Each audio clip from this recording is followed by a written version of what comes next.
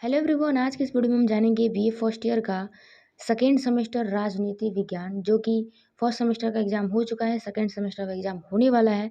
तो हम पूरे 300 बहुविकल्पी प्रश्न जो है उसको हम कवर कर रहे हैं। 300 बहुविकल्पी आप देख लेते हैं तो आपका जो बहुविकल्पी है ये पूरा आपका कंप्लीट हो जाएगा। फिर से आपको अलग से कोई वीडियो और अलग से कोई सीरीज पढ़ने की ज़रूरत नहीं है। तो बने रहे वीडियो को लास्ट तक। और अभी तक मेरे चैनल से नहीं जुड़े तो प्लीज़ जुड़ जाइए, बेल आइकन को भी ऑन जरूर करिएगा। तो चलिए हम वीडियो को शुरू करते हैं पहले प्रश्न से। पहला प्रश्न ये कह रहा है कि किसने संरक्षक वर्ग के अंतर्गत स्त्री पुरुष की समानता स्वीकार की थी? तो ये की थी प्लेटो ने।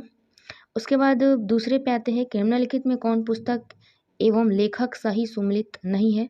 तो इसमें नारी अधिकारों का औचित्य जो है वाल्स्टन क्राफ्ट का जो ये है ये सही है। और दूसरा है कि स्त्री की प्रधानता जो जे.एस. मिल जो है ये भी सही है। लेकिन जो ये तीसरा है अर्थशास्त्र का, ये एडम स्मिथ का नहीं है, ये गलत है। लोकतांत्रिक सिद्धांत की प्रस्तावना जो है रॉबर्ट हल का है, तो ये भी सही है। उसके बाद हम आते हैं प्रश्न 3 पे कि संसदात्मक शासन वह शासन प्रणाली है जिसमें वास्तविक कार्यपालिका मतलब कि मंत्रिमंडल व्यवस्थापिका या उसके लोकप्रिय सदन के प्रति तथा अंतिम रूप से निर्वाचन मंडल के प्रति अपने राजनीतिक नीतियों और कार्यों के लिए कानूनी रूप से उत्तरदायित्व होता है, और राज्य का प्रधान नामात्र का तथा अनु उत्तरदायित्व होता है। तो ये कहे हैं गार्नर ने। उसके बाद हम आते हैं प्रश्न 4 पे कि संसदात्मक शासन शासन के उस स्वरूप को कहते हैं जिसमें प्रधानमंत्री और मंत्रिपरिषद मतलब कि वास्तविक कार्यपालिका अपने कार्यों के लिए वैधानिक दृष्टि से व्यवस्थापिका के प्रति उत्तरदायित्व होती है, क्योंकि आधुनिक राज्यों की व्यवस्थापिका के 2 सदन होते हैं।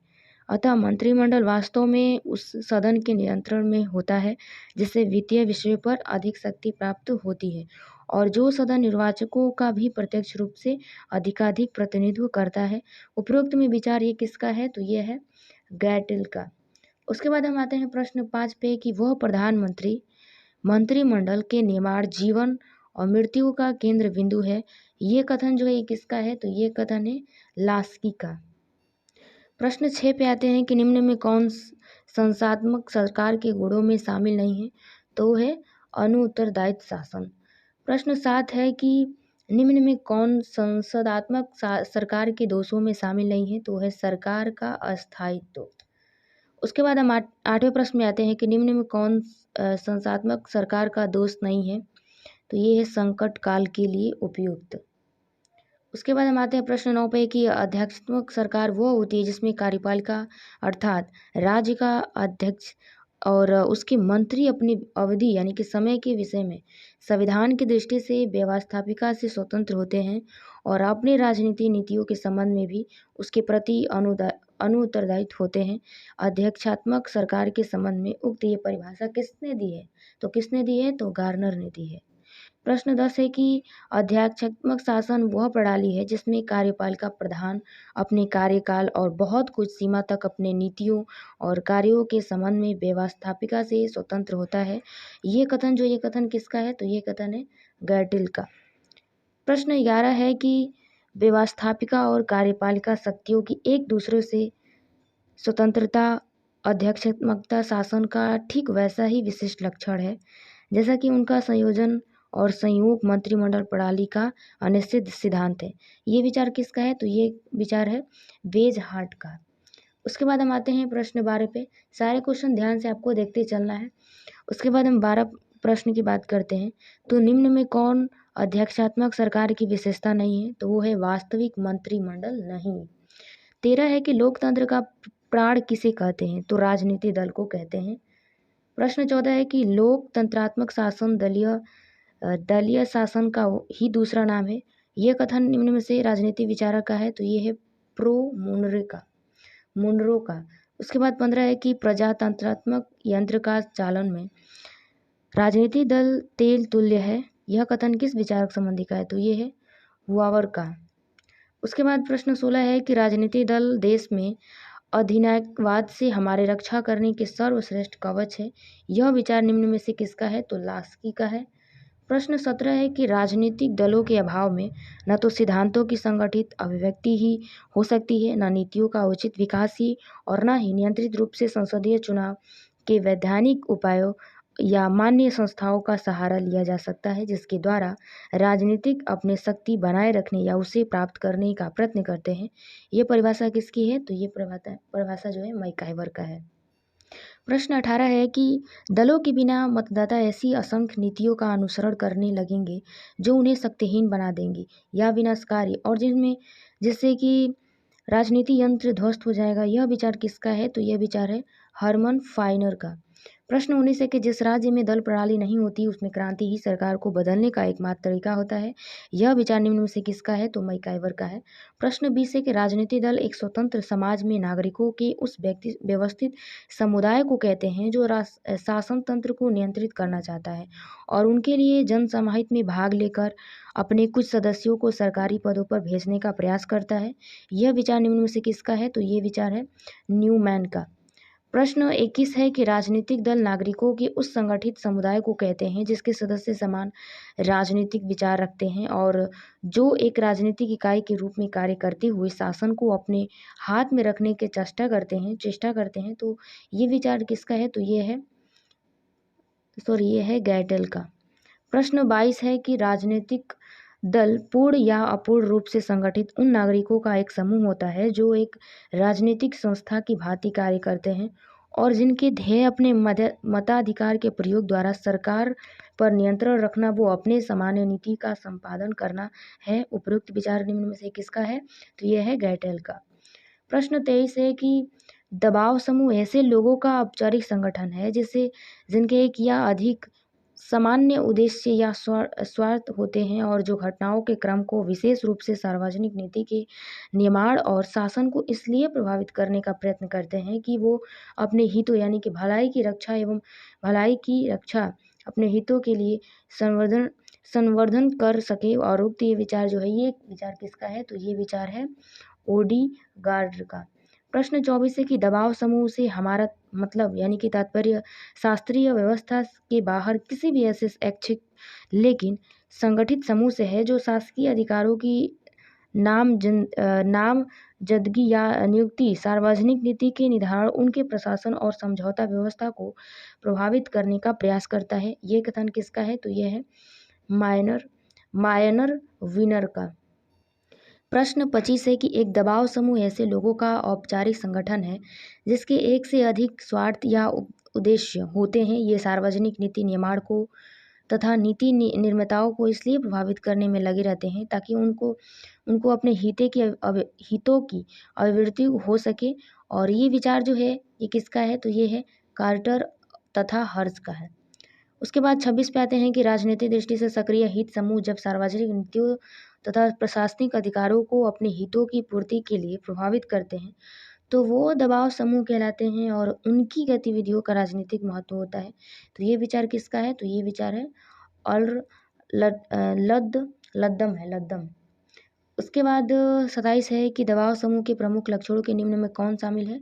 तो इसमें विशिष्ट हितों से संबंध, गैर राजनीतिक संगठन, अज्ञात साम्राज्य, सरकार पर आधिपत्य की अनिच्छा। प्रश्न 28 है कि निम्न में किसने दबाव गुटों को अज्ञात साम्राज्य कहा है? तो प्रो.एस.ई. फाइनर ने कहा है। प्रश्न 29 है कि निम्न में किसने दबाव समूह को राजनीतिक और गैर राजनीतिक में मध्य स्तरीय क्रिया बतलाया है? तो बताया है हैरी स्टीन ने। प्रश्न 30 है कि निर्वाचित नेता दबाव समूह के माध्यम से अपने निर्वाचकों की इच्छा आकांक्षाओं का पता लगा लेते हैं, अतः इन्हें गैर सरकार संचार सूत्र कहा जा सकता है। यह विचार किसका है? तो ये विचार है राडी का। प्रश्न 31 है कि जहाँ सिद्धांत और संगठन में राजनीतिक दल कमजोर होंगे वहाँ दबाव समूह पनपेंगे, जहाँ दबाव समूह शक्तिशाली होंगे वहाँ राजनीतिक दल कमजोर होंगे, और जहाँ राजनीतिक दल शक्तिशाली होंगे वहाँ दबाव समूह दबा दिए जाएंगे। उपरोक्त में से ये विचार किसका है? तो प्रो हरमन फाइनर का है। प्रश्न 32 है कि दोनों में यही मुख्य अंतर है कि एक हित समूह चुनाव में भाग लेकर सरकार बनने की महत्वाकांक्षा रखता है, जबकि दूसरा जो होता है वो दबाव समूह चुनाव को अप्रत्यक्ष रूप से प्रभावित करता है लेकिन सरकार बनने की कोई आकांक्षा नहीं रखता। राजनीति दलों और दबाव समूहों में अंतर के संबंध में यह विचार निम्न किसका है? तो ये है वेनरी का। उसके बाद 33 से निम्नलिखित में किसने कहा है कि कार्यपालिका सरकार का सार है? व्यवस्थापिका और न्यायपालिका इसके संवैधानिकरण के यंत्र है, तो ये क्या है, कोरिन। प्रश्न 34 है कि कार्यपालिका सरकार का वो अंग है जो कानून के रूप में अभिव्यक्त जनता की इच्छाओं को कार्य रूप में परिणत करता है। यह वह धुरी है जिसके चारों ओर राज्य का वास्तविक प्रशासन यंत्र घूमता है। यह परिभाषा किसकी है, तो यह परिभाषा है गिल क्राइट्स का।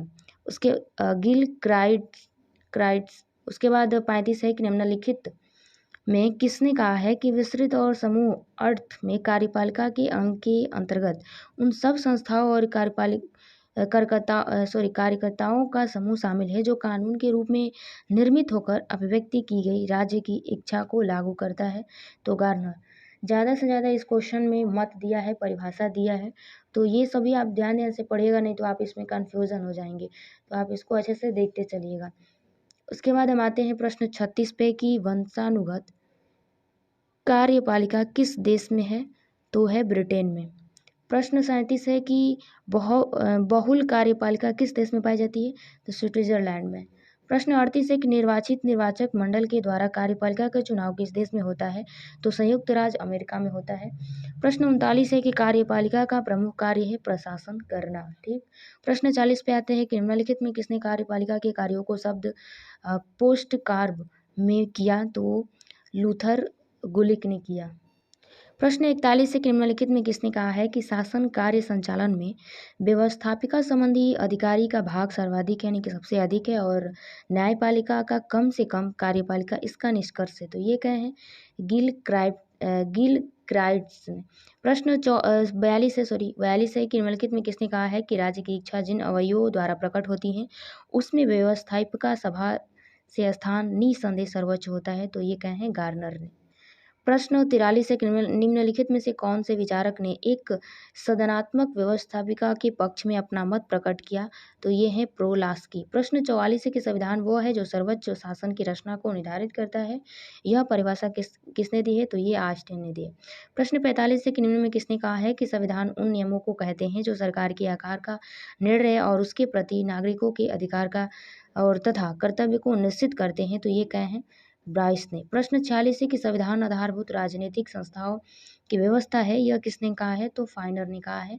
प्रश्न 47 है कि संविधान नियमों या कानूनों के लिखित या अलिखित उस संग्रह का नाम है जो शासन के संगठन, शासन के विभिन्न अंगों के बीच शक्तियों के विभाजन और शक्तियों के प्रयोग से संबंधित सामान्य सिद्धांतों का निर्धारण करता है। यह कथन किसका है, तो यह कथन है गिल क्राइट्स का। प्रश्न 48 है कि संविधान राज्य के कार्य और नागरिकों के अधिकारों को निश्चित करता है। संविधान की यह परिभाषा किसने दी है, तो अरस्तू ने। प्रश्न 49 है कि संविधान उन नियमों का समूह है जो प्रत्यक्ष या परोक्ष रूप से राज्य के प्रभुत्व शक्ति प्रयोग या वितरण को प्रभावित करता है। यह परिभाषा किसकी है, तो ये परिभाषा है डायसी का। प्रश्न 50 है कि निम्नलिखित में किसने कहा है कि राज्य का स्वरूप निर्धारित करने वाले मौलिक सिद्धांत को संविधान कहते हैं, तो ये बताते हैं गैटल ने कहा है। प्रश्न 91 है कि संविधान ऐसे सिद्धांतों का संग्रह है जिनके अनुसार शासन की शक्तियां, प्रजा के अधिकार और दोनों के पारस्परिक संबंध निर्धारित किए जाते हैं। संविधान की यह परिभाषा किसने दी है, तो वोल्जे ने। प्रश्न 52 है कि संविधान वह लेख पत्र है जिसके मौलिक सिद्धांत के आधार पर शासन की प्रमुख शक्तियां निश्चित प्रतिबंध और परिभाषित की जाती है। यह कथन किसका है, तो यह कथन है मिलर का। प्रश्न 53 है कि अलिखित संविधान होता है, लचीला होता है, कमजोर होता है। प्रश्न 54 है कि डेमोक्रेसी शब्द की उत्पत्ति किस भाषा से हुई है, तो ग्रीक मूल के डेमोस से हुई है। प्रश्न 55 है कि लोकतंत्र के विशिष्ट वर्गीय सिद्धांत ने लोकतंत्र को एक मानवीय आकांक्षा के स्तर से नीचे गिराकर बाजार संतुलन की प्रणाली में बदल दिया, किसने कहा है, तो सीबी मैकफर्सन ने। प्रश्न 56 है कि लोकतंत्र बहुमत का ऐसा शासन है जिसमें नागरिकों के अधिकारों की समानता हो, किसका कथन है, तो यह कथन है हेरोडोटस का। प्रश्न 57 है कि सच्चे लोकतंत्र का अर्थ है व्यक्ति 257 प्रश्न है कि सच्चे लोकतंत्र का अर्थ है व्यक्ति पर व्यक्ति द्वारा शासन, न कि एक प्रतिकूल व्यवस्था द्वारा शासन, किसका अभिमत है, तो यह है मार्क्स का। प्रश्न 58 है कि मजदूर वर्ग की तानाशाही के रूप में लोकतंत्र का समर्थन कौन है, तो है स्टालिन। प्रश्न 59 है कि प्रजातंत्र एक संज्ञा है लेकिन इसको विशेषण होना चाहिए, किसका मत है, तो ये मत है लुकास का। प्रश्न 60 है कि बहुलवादी प्रजातंत्र की अवधारणा किसे संयुक्त है? तो है रॉबर्ट डहल।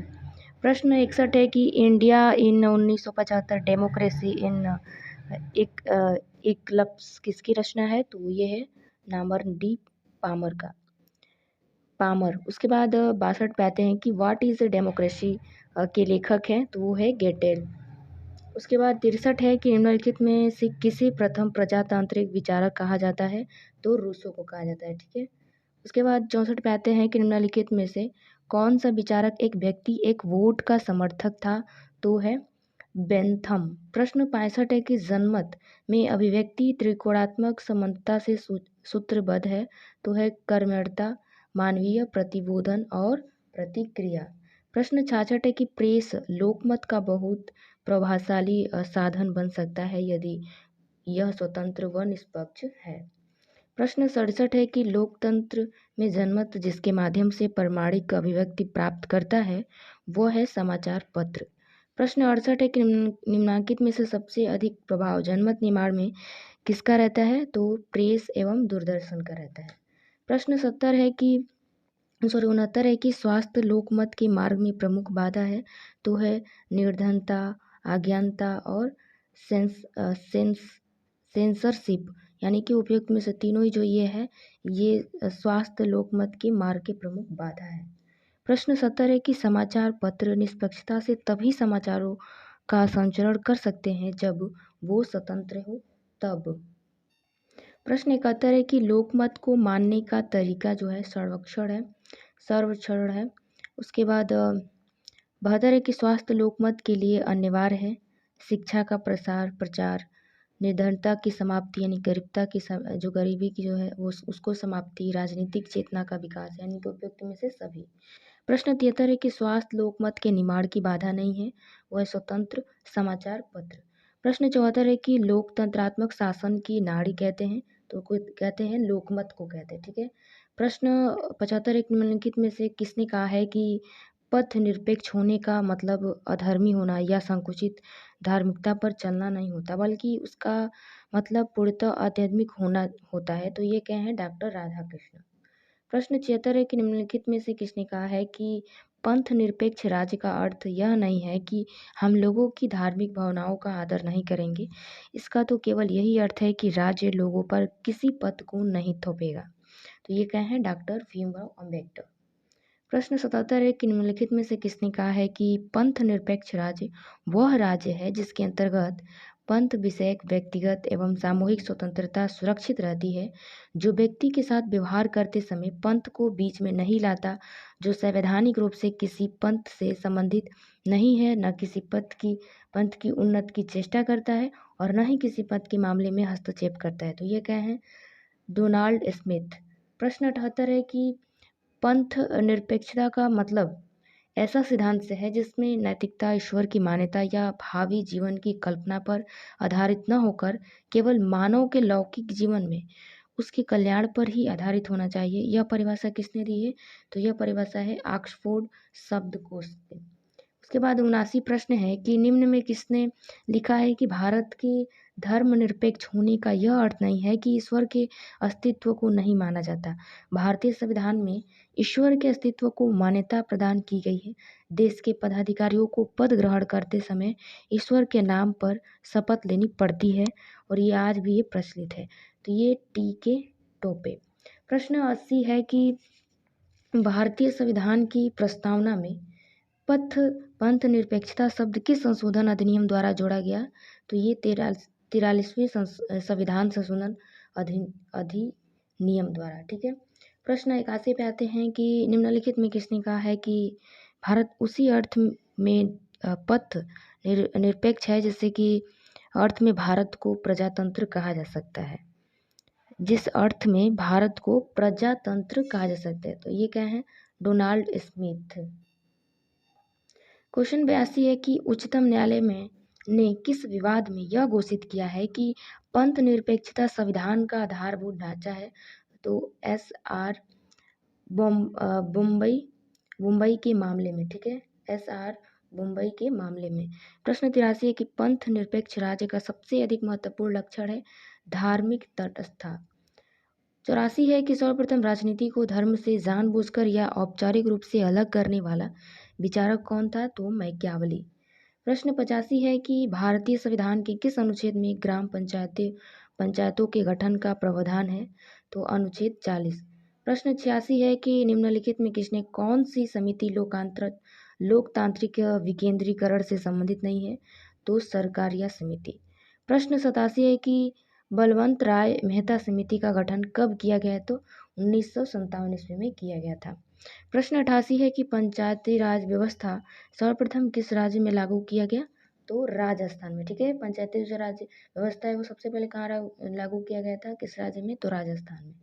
प्रश्न 89 है कि पंचायती राज संस्थानों को संवैधानिक दर्जा किस संशोधन अधिनियम द्वारा प्राप्त हुआ? तो ये है 73वें संविधान संशोधन अधिनियम द्वारा। प्रश्न 90 है कि भारत में मताधिकार की आयु निर्धारित है, तो कितना है? 18 वर्ष के जो हो जाएगा वही वोट दे सकता है। प्रश्न 91 है कि निम्नलिखित में किसने कहा है कि वयस्क मताधिकार द्वारा अज्ञानी और अनियंत्रित लोगों की सरकार बनेगी? तो ये क्या है? लेकिन प्रश्न 92 है कि निम्नलिखित में कौन अल्पसंख्यकों को प्रतिनिधित्व देने वाली प्रणाली नहीं है? तो है एकल मत प्रणाली। प्रश्न 93 है कि निम्नलिखित में से किस पद्धति को हेयर पद्धति कहा जाता है? तो एकल संक्रमणीय मत पद्धति को। ठीक है, प्रश्न 94 पे आते हैं कि अल्पसंख्यकों के लिए कौन सी पद्धति श्रेष्ठ है? तो है अनुपातिक प्रतिनिधित्व। प्रश्न 95 है कि अनुपातिक प्रतिनिधित्व प्रणाली का सर्वप्रथम समर्थन किसने किया है? तो टॉमस हेयर ने किया है। प्रश्न 96 है कि निम्नलिखित में किसने सार्वजनिक मताधिकार का विरोध किया है? तो J.S. मिल ने, हेनरी मेन ने, फिर सिजविक ने, यानी कि उपयुक्त में से सभी। प्रश्न 97 है कि प्रतिनिधित्व के प्रतिक्रियावादी सिद्धांत के मुख्य प्रवर्तक कौन है? तो टॉमस हॉब्स एवं अलेक्जेंडर हैमिल्टन है। उसके बाद 58 की प्रतिनिधित्व के उदारवादी सिद्धांत के मुख्य प्रवर्तक कौन है? तो जॉन लॉक एवं थॉमस जेफरसन।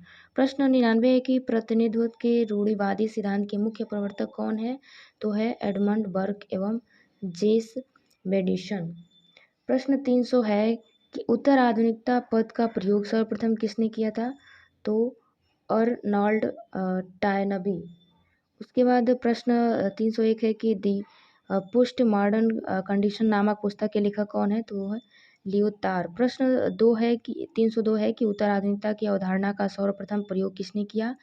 तो लयोतार ने। प्रश्न 3 है कि लयोतार ने उत्तर आधुनिक की अवधारणा कब प्रस्तुत की थी? तो 1979 ईस्वी में। प्रश्न 4 है कि निम्नलिखित में कौन उत्तर आधुनिकतावादी विचारक है?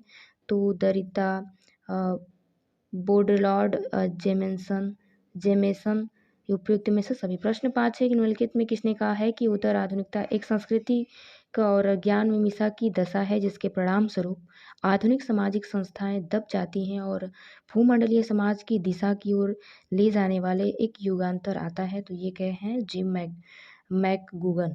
प्रश्न 6 है कि निम्नलिखित में किसने कहा है कि उत्तर आधुनिकता वह विशाल अवधारणा है जिसमें ऐतिहासिक काल, नवीन सांस्कृतिक तत्व और सामाजिक दुनिया में एक नई तरह का सैद्धांतिकरण सम्मिलित है? तो ये क्या है? चार्ल्स रेटजर। प्रश्न 7 है कि उत्तर आधुनिकता में से मुक्त दिलाने वाला एक स्वरूप है। यह एक विखंडित आंदोलन है जिसमें सैकड़ों फूल खिल सकते हैं। उत्तर आधुनिकता में बहु संस्कृतियों का निवास हो सकता है। यह कथन किसका है? तो रिचर्ड गोट का है।